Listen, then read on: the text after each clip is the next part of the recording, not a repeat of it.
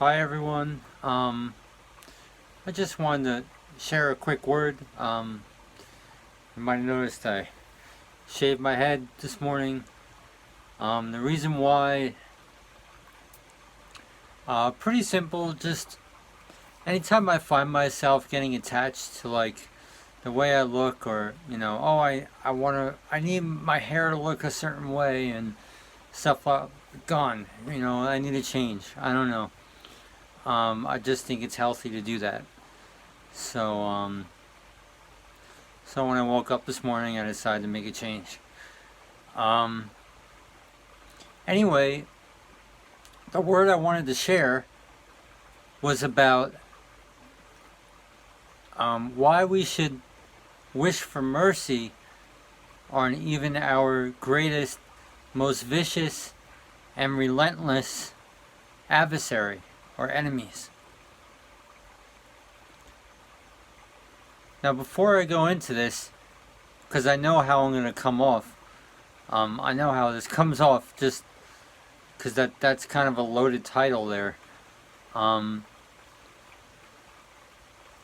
a saying that really stuck to me that I learned in a movie, the Martin Luther movie, and I don't really remember it, but generally the saying was that we teach best what we ourselves need to learn. And, that virtue, that passion really burns through us.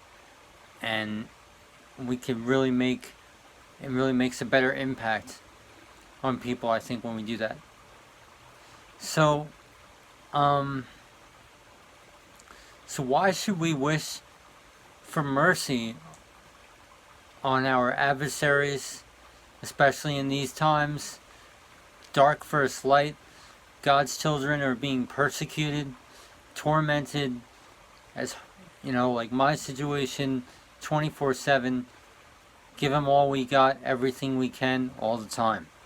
And that's their method of attack. Just an endless, mindless conveyor belt.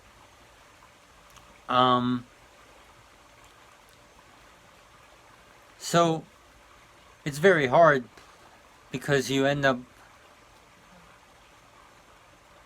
leaning on that lower brain thinking of like, you guys are gonna burn, you're gonna get what's coming to you, and that kind of helps you through because it's comforting.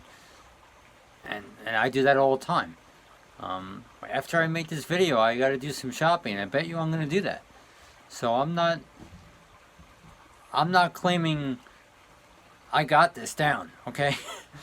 But sometimes I have experienced these pearls of higher wisdom or higher thinking. I did not want to use that word. These pearls of higher thinking, sometimes I just get inspired, and sometimes I find myself, I do have compassion on my enemies, my adversaries. I mean, I guess they've gone beyond that. I don't know what term is proper to use, but I find that I do have compassion because whatever recompense they're going to face is going to be much worse and much harder to deal with than whatever they throw at you. And in our path of spiritual progress, we come to the understanding that I mean, this could be proven in quantum science, and if you want to see the information on it, do a Greg Braden search on YouTube. He did the Isaiah effect, stuff like that, the 7 Essene mirrors, that it can be proven that nature thrives on cooperation and not competition. That throws evolution out the window. That the attributes of love and compassion is what makes our reality thrive. And that is becoming a known fact. And once you begin that understanding, once you understand that you cannot spiritually progress unless you truly have that virtue of love and compassion in everything you do in your everyday life as much as you can, it begets, it becomes ingrained in you. So sometimes I've had these pearls of inspiration and higher thinking where I've had compassion on the people persecuting me, and I do find myself wishing for their mercy to God. Now, why would I wish for their mercy? It's not because sometimes you feel bad. Very rarely I feel bad for them. But it's not because you respect these people or whatever. But it's for the Lord's sake.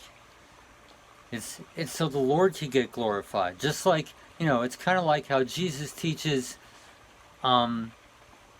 forgive or else you will not be forgiven.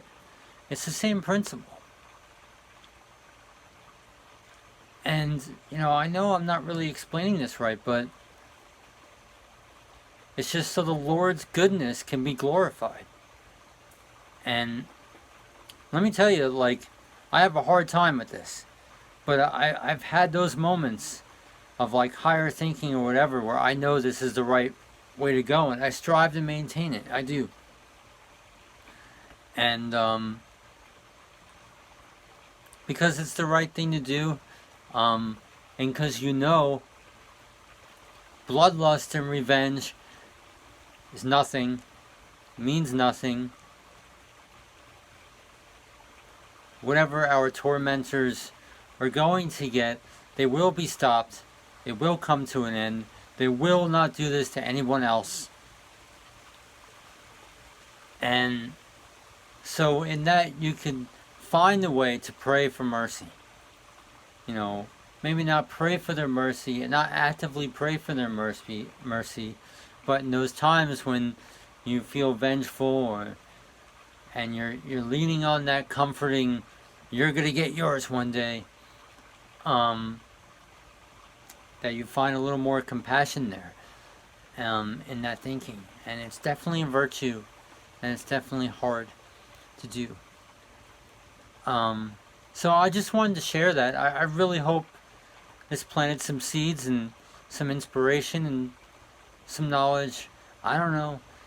It's something I strive for, definitely. So, alright, thanks for listening. It's really something to contemplate and meditate on. It's all about the Lord. We want the Lord.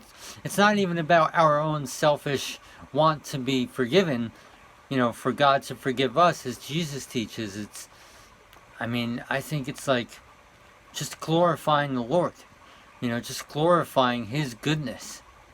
And because we want and need God's infinite goodness, which is always beyond our understanding, and that's why God rebuked Jonah, because God had mercy on Nineveh, and Jonah went through all this stuff because they were going to be blah blah blah, and so this is a lesson to learn. It's a lesson to meditate on and seep into our consciousness for sure. So thanks for listening, guys. I love you, and God bless. Bye.